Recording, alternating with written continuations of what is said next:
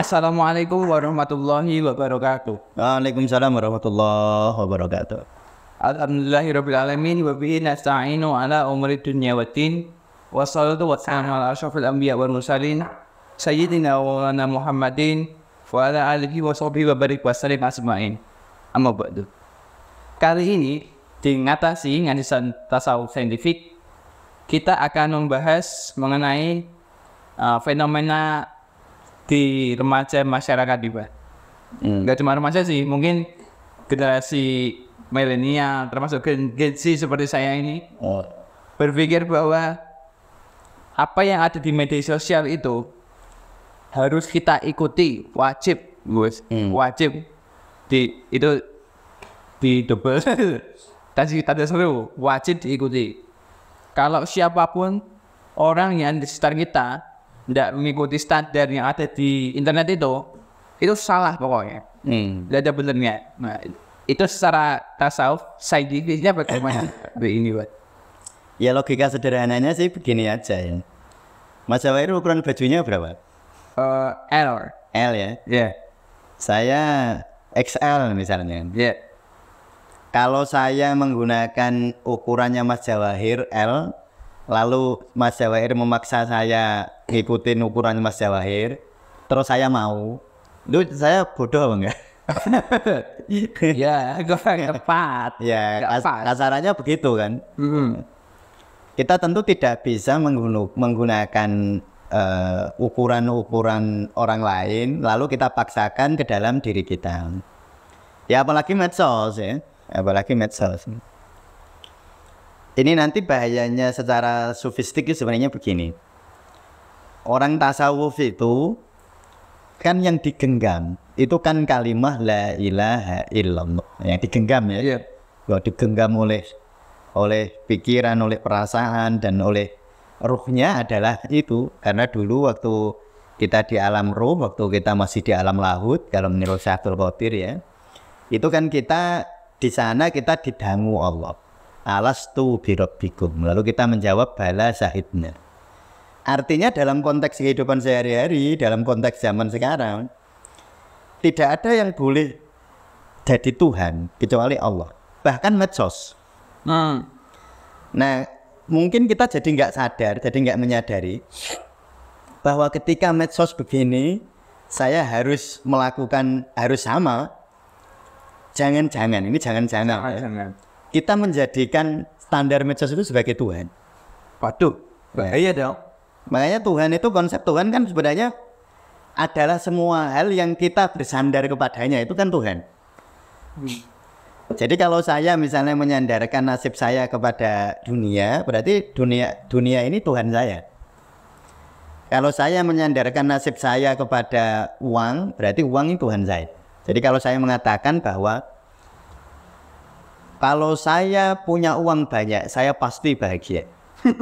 Berarti pakai pasti ya. Iya. Yang nggak boleh itu ada pastinya itu loh Mas. Bahwa mungkin saya bahagia itu boleh. Karena kalau mungkin berarti nggak mutlak, berarti masih relatif, nggak masalah. Jadi misalnya Mas Jawahir bilang, kalau saya menikah sama dia, si A apa? Si B. Si B. Atau si C ya. Pasti saya bahagia. Lah itu yang nggak boleh. Kalau pakai kata pasti itu. Berarti nek pasti berarti kan mutlak. Ya, mutlak. Padahal yang mutlak itu hanya Allah. Nah tapi kalau Mas Jawahir bilang begini sih boleh. Kalau saya menikah sama si B, saya mungkin bahagia. Boleh Mas. Boleh. Mas Jawahir misalnya ini masalah medsos. Ada contohnya nggak? Contohnya apa ya lo yang di medsos? Ini mungkin berhubungan dengan yang FOMO kemarin ya Pak? Iya. Video kemarin ya. Nanti silakan tonton. Iya. Contoh di medsos itu begini. Jika teman kamu nggak berkata apa adanya tentang dirimu, itu teman palsu. Nggak teman beneran itu. Gitu. Ya itu juga begini. Misalnya, apakah seseorang itu harus mengatakan apa adanya? Apa adalah dalam artian material? Itu sebenarnya ya kurang tepat. Contoh misalnya gini ya, Nyun Sewu ini. Semoga nggak ada yang tersinggung.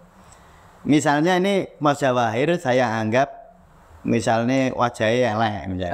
Misalnya saya anggap begitu. Terus wajahnya nanya ke saya, "Mbah, saya itu ganteng apa enggak sih?"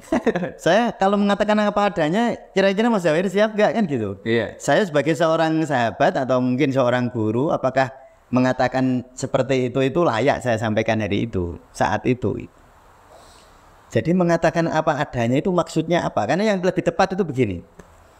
Bukan mengatakan apa adanya, tetapi niat apa di balik pernyataan. Hadis tersirat itu ya. Iya, jadi begini. Misalnya ini contoh lah, saya sama misalnya seorang istri, seorang suami sama istri. Yang saya misalnya istrinya itu bertanya kepada suaminya.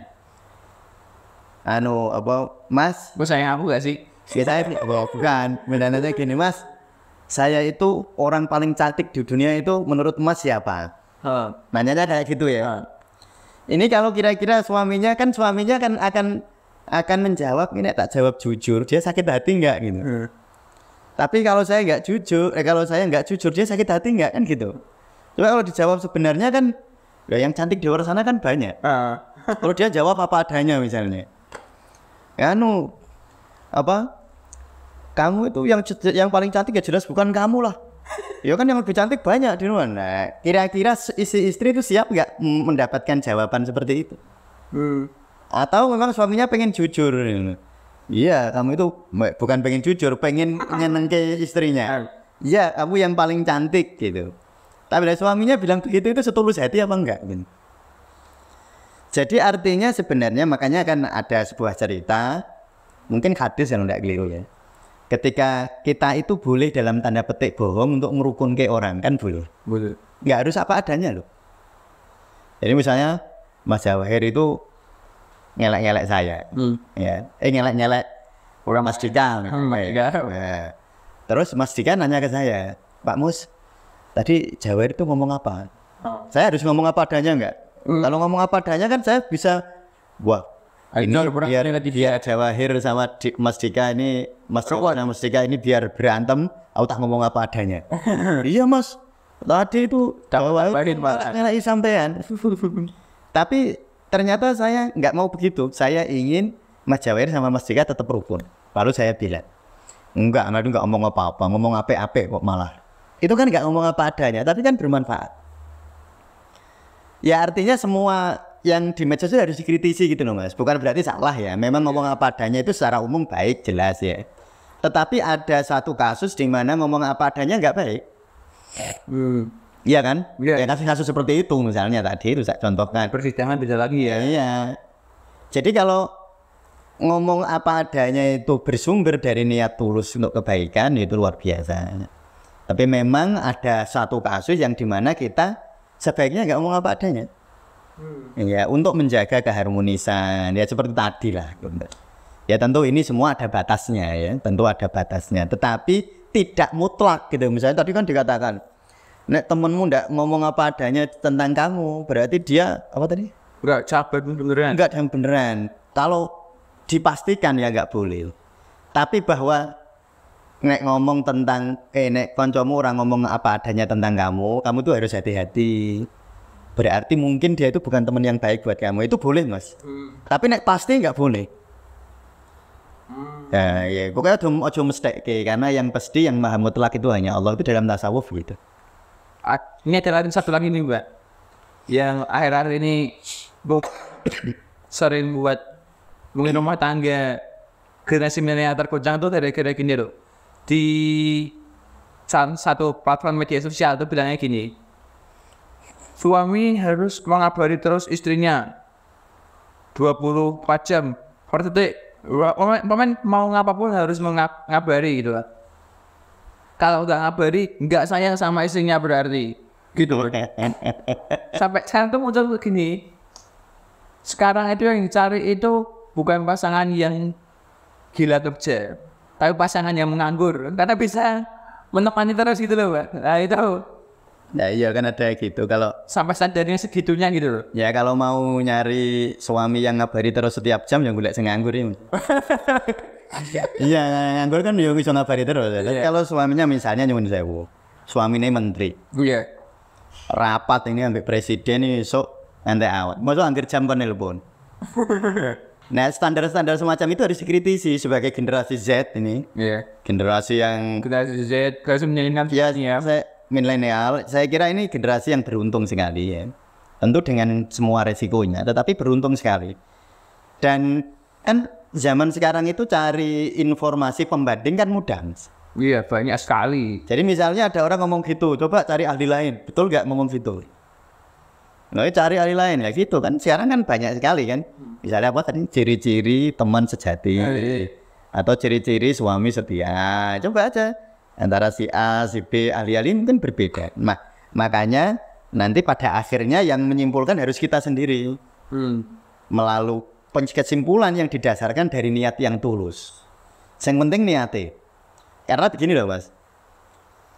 Ada suatu makalah di dalam tasawuf yang menurut saya sangat penting ya. Inna aunallahi biqadri niyati abdi. Pertolongan Allah itu tergantung niati. Makanya semua standar-standar itu seperti itu. Misalnya kita mau melakukan standar seperti itu, niatnya apa? Kita bertanya kepada diri. Misalnya contoh, kan harus nelpon setiap jam. Tapi misalnya ada orang nelponnya setiap jam nih. Nelpon, Dek sudah maem belum? Dek sudah ini belum? Dan niatnya nak cuma gombal gimana? Padahal dia begitu bukan hanya sama dia, sama yang lain juga. Saking nganggure Mas.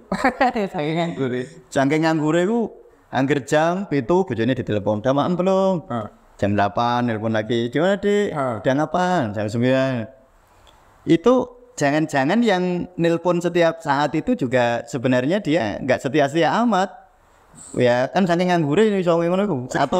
Atau jangan-jangan yang lain dia begitu juga sama yang lain juga kan? Waduh.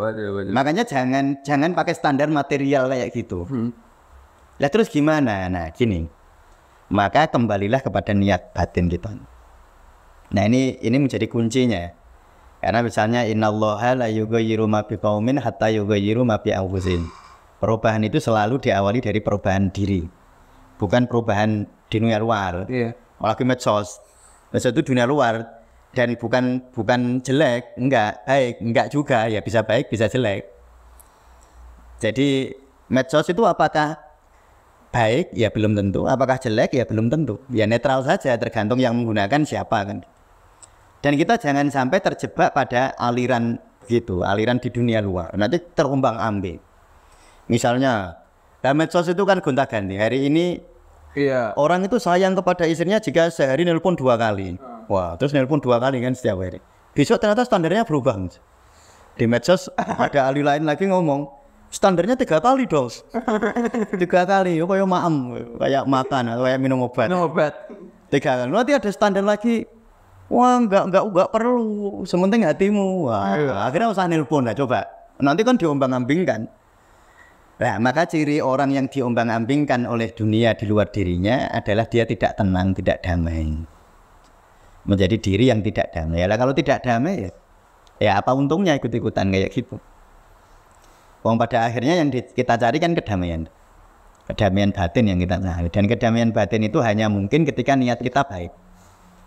Makanya tadi inna aunallahi biqadri niyati abdi. Sesungguhnya pertolongan Allah itu sesuai dengan kadar niat kita. Itu tasawuf itu selalu begitu rumusnya. Rumusnya kan manarofa nafsahu. Mungkin setiap ngatasi mesti saya sampaikan kan. Iya. Karena ini suatu paradigma yang paling penting di dalam tasawuf, manarofa nafsahu. Faqat arofa. Kalau kita ingin mengenal Allah ya kita mengenal diri. Mengenal diri yang mengenal diri kita sendiri. Tidak mungkin orang lain mengenal kita sebaik kita mengenal diri kita kan gitu. Cuma kadang-kadang ya kita itu larut menilai diri kita melalui penilaian orang gitu. Jadi misalnya kayak tadi nih, medsos bilang ini, terus lalu kita menilai diri kita. Aku nelpon kekasihku kok cuma 2 kali, berarti aku nggak sayang ini. Loh, seperti kan sampean. Lah ngapain sampai ikut standarnya medsos tadi itu? Jadi kalau orang bilang di standar medsos kalau orang nggak nelpon kamu berapa kali? Misalnya Sehari 5 kali, berarti nggak sayang sama kamu. Loh, saiki yang tahu kamu sayang sama kekasihmu itu siapa? Ya kamu sendiri. Ya kita sendiri kan yang tahu. Dan ngapain cuma ngambingkan dengan kayak gitu? Kalau udah hubungan kayak gitu nanti susah. Ya misalnya itu tadi yang saya bilang. Ya kalau suaminya punya waktu kan enggak, ya mungkin si istri bisa aja bilang, "Wong kamu waktunya banyak enggak telepon saya sih." Ya, tapi kalau suaminya adalah sibuk, misalnya suaminya ini memang bekerjanya misalnya membantu presiden. Atau jadi karirnya di bidang entrepreneur, dia sedang sangat banyak urusan gitu. Ya tentu batasan-batasan kayak gitu nggak bisa kita jadikan ukuran. Bukan salah loh ya. Mungkin itu ukuran yang ngomong gitu. Ukurannya yang bicara itu bagi dia mungkin sayang itu begitu, tapi bagi kita belum tentu. Ya sekali lagi, kamu yang paling tahu kamu sayang seseorang itu siapa sih? Saya kan Mas Jawair tahu, saya nggak akan tahu kok Mas Jawair itu bener yang diincer itu mbak siapa. Kan saya nggak tahu kan, yang paling tahu kan Mas Jawair. Mungkin Mas Jawair itu kalau sama si A yang nggak diincer itu kayak akrab ya. Justru kalau ketemu sama yang diincer ini kan salah tingkah, malah arep WA isin, itu, iya nggak? Arep telepon sungkan mungkin ya. Padahal sama yang lain malah biasa, malah telepon terus. Karena yang tahu Mas Jawair sayang sama siapa bukan saya. Dan bukan orang yang disayang juga kan, belum tahu dia, Mas Jawair belum ngomong. Jadi standar yang secara sofistik yang harus kita latih, riyadhah dalam diri kita, riyadhah itu latihan rohani ya, adalah melatih niat. Jadi selalu bertanya niat gitu loh Mas. Wah niatku apik ayo. Misalnya saya kayak begini nih podcast ini, ya podcast begini ini kita harus selalu bertanya niat saya apa sih? Kok saya begini nih? Apakah misalnya untuk ketenaran, lalu titik di sana, sementing tenar, ataukah karena kemasyhuran atau titik di situ saja, ya jangan. Ya, atau yang lihat juga begitu. Jadi setiap saat kita melihat diri kita sendiri. Karena standar yang paling benar ya standar diri kita sendiri. Yang paling tahu ukuran celana yang paling nyaman ya Mas Jawahir kan. Ya bukan saya, ya saya tahunya mungkin L. Mungkin kalau ditanya kayak tadi ukuran baju L, tapi L-nya yang kayak apa juga beda ya Mas Jawahir kan. Makanya misalnya saya kalau mau memberi hadiah Mas Jawahir ya paling bagus tak suruh nyoba dewi, sing cocok sing ndi. Dan bukan ukuran saya. Demikian juga dalam kehidupan sehari-hari, karena memang sekarang ini dunia informasi begitu cepatnya ya. Informasi itu datang silih berganti, standar-standar akan disampaikan oleh orang-orang tadi ya, standar medsos. Kalau sayang itu cirinya begini, kalau nggak sayang cirinya begini, jodoh cirinya begini, kalau nggak berjodoh cirinya begini ya itu. Makanya saya itu sering memperhatikan, saya itu jadi konsultan rumah tangga kan belasan tahun ya, mungkin sudah tahun 2006 ya 18 tahun lah. Orang itu rumah tangga unik-unik loh Mas. Ada yang suami istri itu setara doa itu kayak berantem terus, tapi bahagia. Sampai kakek-kakek ninen-ninen itu sampai bercucu, berbuyut gitu. Padahal dia tuh kalau ketemu ya kayaknya ya berantem aja gitu. Dan ternyata itu bukan tanda ketidakbahagiaan, itu adalah tanda kedinamisan atau tanda dinamika kasih sayang sebenarnya. Ya memang ada yang suami istri itu dua-duanya saling menyayangi dan kelihatan rukun, kelihatan mesra di depan orang lain, dan sampai sampai sepuh itu, sampai kakek-kakek ninen-ninen bahagia ada. Tapi yang berantem terus bahagia juga ada.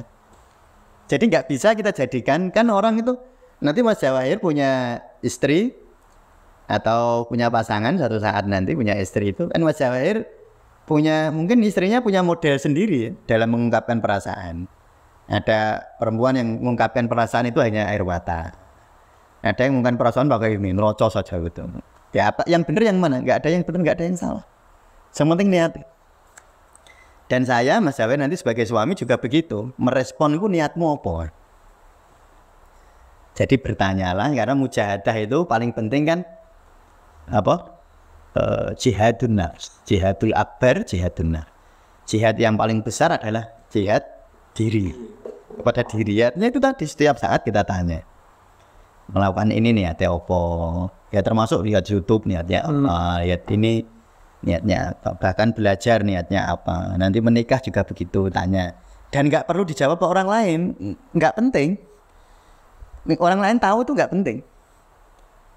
Karena itu hanya urusan diri kita dengan diri kita. Jadi ya ditakon tanya-tanya sendiri, jawab-jawab sendiri, jawab pada diri kita. Lalu kalau ada niat yang nggak bagus kita ubah. Ya terus mohon kepada Allah diberi hidayah agar niat di batin kita itu lebih tulus. Nah itu saya kira itu kalau kita bisa melakukan itu, insya Allah nggak diombang-ambingkan oleh medsos. Medsos tentu manfaatnya besar. Saya Mas Jawahir, mungkin para pemirsa ini merasakan manfaat besar dari medsos, tetapi juga pernah merasakan bahaya besar dari medsos. Ya. Makanya itu tadi jangan diombang-ambingkan oleh medsos. Karena medsos itu sifatnya netral. Bisa benar, bisa salah, bisa baik, bisa buruk, tergantung yang pakai. Jadi jangan tergantung medsosnya, tergantung kitanya gitu loh. Ya saya kira gitu Mas. Baik, kali ini ngatasi kali ini cukup dalam ini. Mungkin nanti kapan-kapan bisa lebih kita perjelas lagi ya Pak, mengenai standarisasi ini. Jadi tapi kita ambil kesimpulan bahwa standarisasi itu ada dalam diri kalian sendiri. Jangan dari kemana-mana. Cukup dalam diri kalian sendiri. Jika ada pertanyaan atau ada komentar atau bahkan ada suatu hal yang mengganjal di hati para pemirsa, silakan tulis di kolom komentar, bisa DM kami di Instagram. Di situ juga ada nomor kami, bisa dihubungi jika ingin konsultasi atau hal yang serius. Terima kasih. Wassalamualaikum warahmatullahi wabarakatuh.